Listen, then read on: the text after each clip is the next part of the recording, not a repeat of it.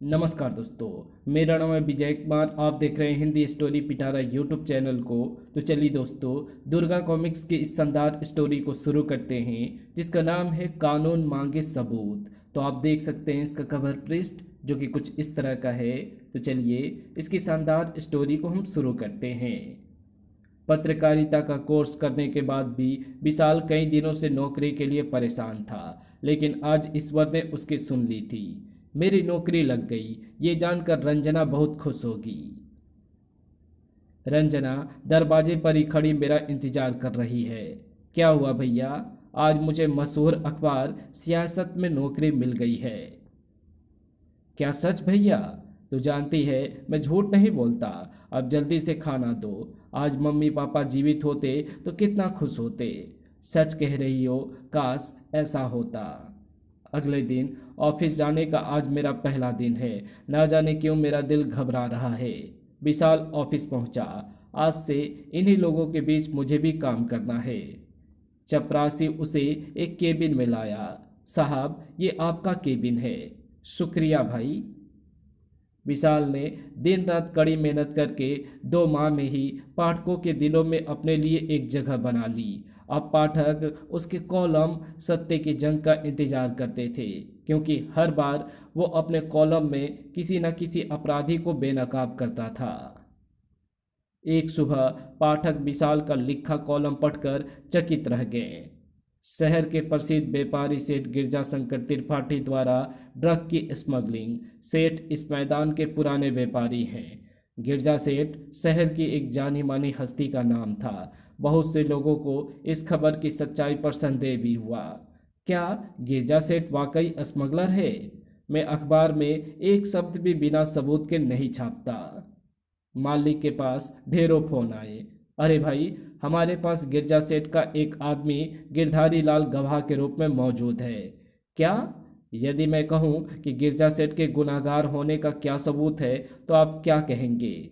उसी ने बयान दिया है कि गिरजा सेठ शहर में ड्रग्स की सप्लाई करते हैं। दूसरी तरफ विशाल। ट्रेन ट्रेन। फोन। Hello, Vishal speaking. आप कौन? तुम्हारा बाप। ये क्या बकवास है? कौन है आप? मुझे बेनकाब करके तुझको क्या मिला विशाल? अच्छा, तो आप हैं। मुझे विश्वास था कि आप फोन जरूर करेंगे। आपको बेनकाब करके मैंने अपना कर्तव्य निभाया है। मेरी अंतरात्मा प्रसन्न है कि मैंने अपने देश की जड़ों को खोखला करने वाले एक भयानक नाग को जनता की अदालत में पेश कर दिया है। तूने अपनी अंतरात्मा को प्रसन्न कर लिया। अब मैं अपनी अंतरात्मा को प्रसन्न करने के लिए तेरी ओर मौत बनकर आ रहा हूँ। मौत से कायर लोग डरते हैं गिरजा सेठ। अगर अगर मुझे अपने कर्तव्य की खातिर जान भी गंवानी पड़े तो दुख ना होगा। अच्छा, गुड बाय। उसी शाम जब विशाल ऑफिस से निकलकर अपने घर की ओर जा रहा था, आज पूरे दिन गिरजा सेठ के ही चर्चे रहे। वो रहा रिपोर्टर। तभी एक कार उसके बगल में आकर रुकी। ची! अरे! कार से 4 आदमी उतरे और उन्होंने विशाल को पकड़ लिया। अरे, कौन हो तुम लोग? हमारे सेठ को बेनकाब करने का अंजाम भुगत कुत्ते। तड़ाक! उफ! ढिसुम! लेकिन लेकिन आ अवसर मिलते ही विशाल ने दोनों को उठाकर पटक दिया। तुम्हें गिरजा सेठ ने भेजा है? वो ये नीच हरकत भी कर सकता है, मैंने सोचा भी नहीं था। लेकिन शायद उसे ये नहीं मालूम था कि मैं कॉलम चलाने के साथ कलम चलाने वाला रिपोर्टर ही नहीं। ठक! आई! विशाल ने किसी को भी संभलने का मौका नहीं दिया। ठक! ओह, एक फाइटर भी हूँ और अपनी रक्षा मैं स्वयं कर सकता हूँ। ताड़! हाय हाय! धड़ाक! ढिसुम! ओह! तड़ाक! हाय! हरामजादे, तुझे जिंदा नहीं छोड़ूंगा।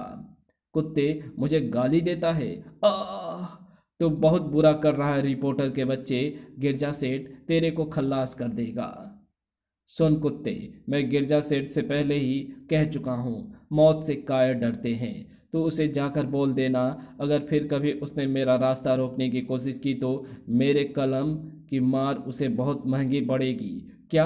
आ, आ, अब दफा हो जा यहाँ से। आ, आ, फिर विशाल अपने घर की ओर चल दिया। गिरजा सेठ गुंडे भी रखता है, इससे लगता है कि वो किसी गैंग का संचालक भी है। इधर अखबार के मालिक के ऑफिस में, साहब अब मेरा क्या होगा? सेठ मुझे कत्ल करवा देगा। तुम घबराओ नहीं गिरधारी, हमने तुम्हारी सुरक्षा का प्रबंध कर दिया है। जब तक तुम्हारा गिरजा सेठ गिरफ्तार नहीं हो जाता, तुम्हें पुलिस की हिफाजत में रखा जाएगा। तुम्हें पुलिस की हिफाजत में कोई परेशानी नहीं होगी। बस अब पुलिस वैन आती ही होगी, तुम उस गाड़ी से चले जाना। जैसा आप कहें साहब, सेठ को जल्द ही गिरफ्तार करवाइएगा। तुम निश्चिंत रहो गिरधारी। कुछ देर बाद वहां एक पुलिस वैन पहुंच गई। जाओ गिरधारी, तुम बिल्कुल भी परेशान मत हो। अच्छा साहब, गिरधारी को पुलिस वैन में बिठाकर दरवाजा बंद कर दिया गया। उसी समय सिपाहियों पर मानो पहाड़ टूट पड़ा। ढिसुम, तड़ाक। कौन है ये? इसे पकड़ो। धड़ाक, आह। ढिसुम। हट जाओ मेरे रास्ते से, गिरधारी मेरा शिकार है, इसे रोको। तड़ाक, आह। जिसने भी मेरा रास्ता रोकने की कोशिश की, उसका सिर तोड़ दूंगा। गिरधारी की मौत मेरे हाथों निश्चित है, उसे दुनिया की कोई भी ताकत नहीं बचा सकती। ये सेठ का गुंडा है। हे, पकड़ लो इसे। हट जाओ मछड़ो। उफ, हाय। मेरा नाम लोहा सिंह है, लोहा सिंह, समझे? थम। आ हाय। गिरधारी आसान मौत चाहता है तो वैन से बाहर आ जा। तो तू ऐसे बाहर नहीं आएगा, मैं ही तुझे बाहर निकालता हूँ कुत्ते। उसने एक झटके से वैन का दरवाजा तोड़ दिया। बचाओ। नहीं। गिरधारी को उसने वैन से बाहर खींच लिया। नहीं। और फिर गिरधारी का सिर जमीन से टकराते ही फट गया।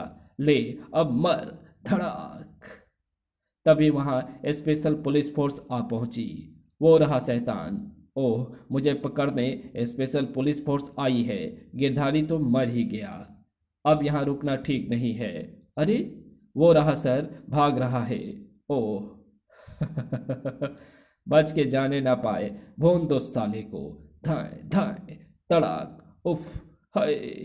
भाग जा चूहो, मेरे ऊपर गोलियां असर नहीं करती। गोलियों का लोहा सिंह के ऊपर कोई असर नहीं हुआ और वो भागने में सफल हो गया। इनसे उलझना मूर्खता होगी। विशाल को सुबह ऑफिस में गिरधारी की मौत का पता चला। ओह, गिरधारी की हत्या करके गिरजा सेठ ने अपने खिलाफ सबूत को नष्ट कर दिया है। साहब, ये लिफाफा एक आदमी आपके लिए दे गया है। मेरे लिए? पत्र खोलने पर, विशाल, अगर तूने कल के अखबार में गिरजा सेठ के खिलाफ लिखे गए लेख की माफ़ी नहीं मांगी तो कल का दिन तेरा और तेरी बहन के लिए आखिरी दिन होगा। और ये पढ़ते ही, नहीं, मैं माफ़ी नहीं मांग सकता, कभी नहीं। वो उसी समय ऑफिस से निकलकर पुलिस स्टेशन पहुंचा। एसएसपी मिस्टर माथुर से बात करता हूँ, वो ज़रूर गिरजा सेठ का कुछ ना कुछ इंतजाम करेंगे। नमस्ते माथुर साहब। विशाल तुम? आओ भाई आओ। एसएसपी विशाल के परिचित थे। कल के अखबार में मेरा कॉलम पढ़कर और शाम को गिरधारी की हत्या के बाद आपने गिरजा सेठ के विरुद्ध क्या कदम उठाए हैं माथुर साहब? गुप्त रूप से कार्रवाई हो रही है। खुलकर कोई कदम इसलिए नहीं उठाया जा सकता क्योंकि उनके खिलाफ कोई ठोस सबूत नहीं है। गिरधारी स्वयं एक ठोस सबूत था, पर उसकी हत्या कर दी गई। दूसरा सबूत ये पत्र है। पत्र? हाँ, गिरजा सेठ की ओर से मुझे धमकियां दी जा रही है। कल मुझ पर आक्रमण भी किया गया था। पत्र पढ़ने के बाद, ओह, ये तो साफ साफ धमकी भरा पत्र है। सबूत के तौर पर यह पत्र और मेरी रिपोर्ट से आप गिरजा सेठ को तुरंत गिरफ्तार कर लें माथुर साहब। ये तुम कह रहे हो विशाल, एक पत्रकार? हाँ, ये मैं ही हूँ, कह रहा हूँ, क्योंकि ये मेरी और मेरी बहन रंजना की जिंदगी और मौत की बात है। बैठ जाओ विशाल और आराम से मेरी बात सुनो। तुम अच्छी तरह जानते हो गिरजा सेठ एक बड़ी मछली है और किसी बड़ी मछली का इस पत्र रूपी छोटे से तीर से शिकार नहीं किया जा सकता। फिर क्या किया जा सकता है? देखो विशाल, मैं तुम्हें बता चुका हूँ, गिरजा सेठ पर गुप्त रूप से कार्रवाई की जा रही है। हम तुम्हारी और रंजना की हिफाजत के लिए कड़े इंतजाम कर देते हैं। धन्यवाद, मैं अपनी हिफाजत खुद कर सकता हूँ। आप मेरी कोई सहायता करने से इनकार कर रहे हैं। बड़ी मछली से डरते हैं आप, और डरना भी चाहिए। कुर्सी और ओहदे की बात है। कई उच्च अधिकारियों से संपर्क करने के बाद विशाल वापस अपने ऑफिस पहुंचकर अपने मालिक से मिला। सर, सभी अधिकारी गिरजा सेठ को गिरफ्तार करने से कतरा रहे हैं।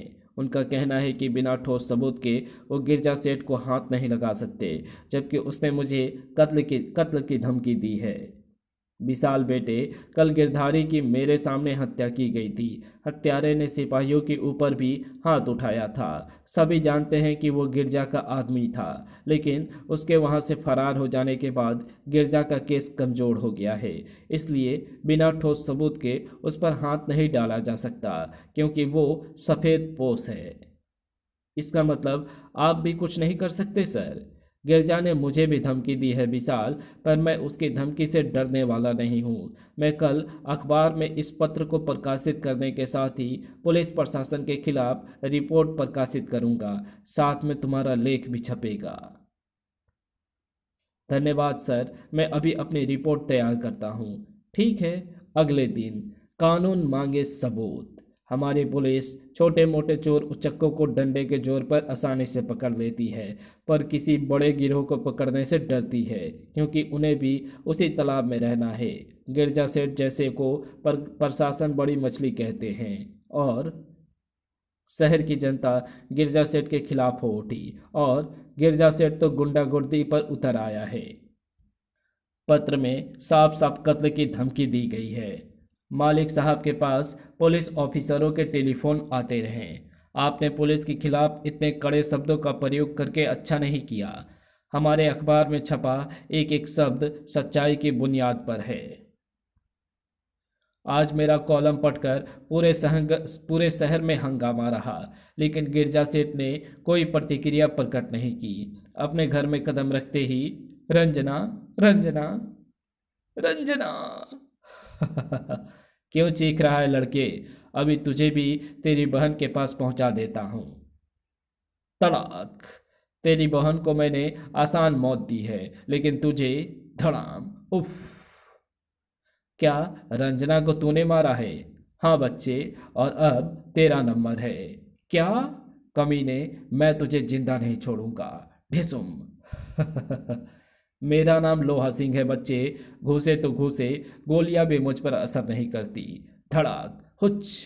तूने मेरे सेठ को ललकारा था ना? उफ!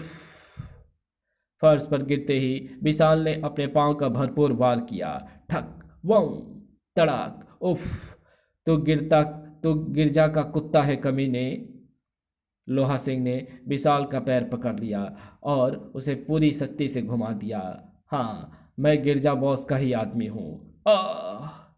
तभी चीते जैसी फुर्ती के साथ विशाल घूम गया और धाड़, ई, ढिसुम, हाय, तड़, आह!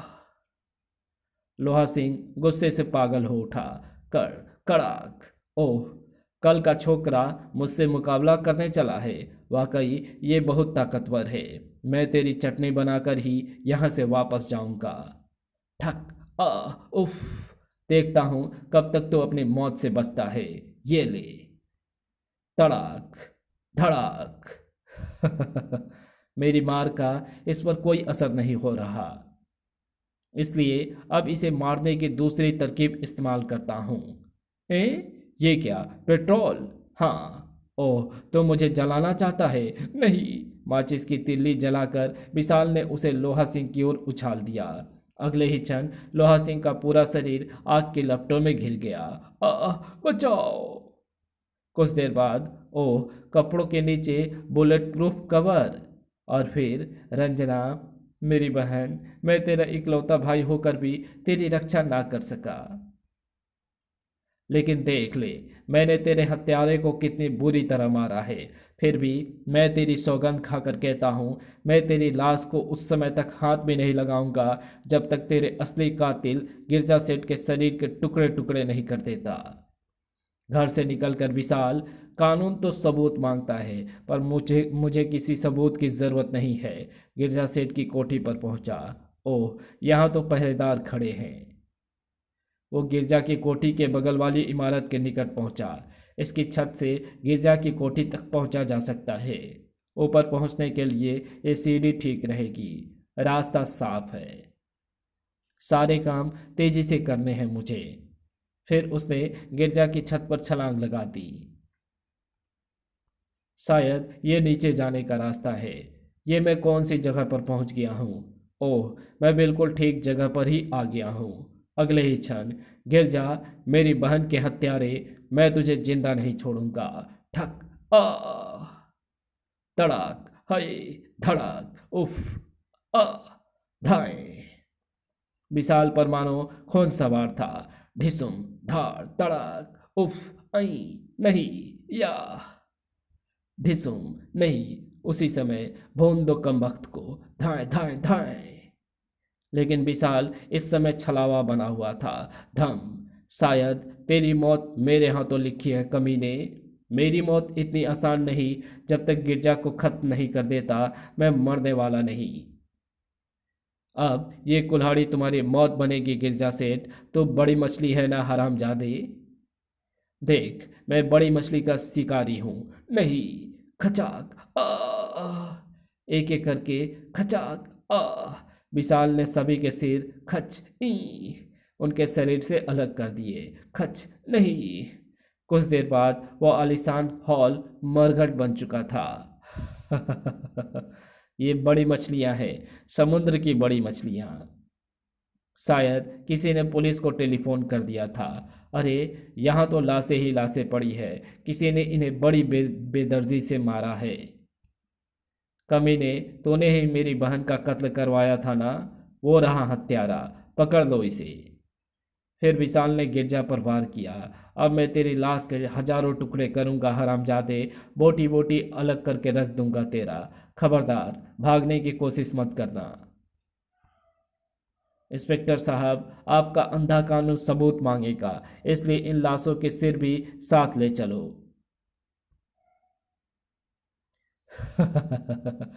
कानून मांगे सबूत, बिना सबूत के कानून अंधा है। अंधा है कानून। अगले दिन के अखबार के मुख्य खबरें पढ़कर लोग एक बार फिर चकित रह गए। गिरजा सेठ एवं लोहा सिंह सहित 13 लोगों का विशाल द्वारा कत्ल। गिरजा सेठ के शरीर के कई टुकड़े करके विशाल ने अपनी बहन का इंतकाम लिया। लोहा सिंह ने विशाल की बहन का कत्ल किया। बाद में पुलिस की निगरानी में विशाल ने अपनी बहन की चिता को अग्नि दी। मैं तुझे दुल्हन बनाकर विदा ना कर सका बहन। ईश्वर तेरी आत्मा को शांति प्रदान करे। एक्शन से भरपूर प्रेस रिपोर्टर विशाल का नया कारनामा शीघ्र प्रकाशित हो रहा है। अंधा है कानून। तो इसी के साथ ये कॉमिक्स यहीं समाप्त होती है। तो आपको ये वीडियो कैसी लगी? आपको अगर ये वीडियो अच्छी लगी हो तो इस वीडियो को लाइक शेयर कमेंट ज़रूर कर देना। चैनल पर नए हो तो चैनल को सब्सक्राइब कर ऑल नोटिफिकेशन को सिलेक्ट ज़रूर कर देना। Thanks for watching my videos.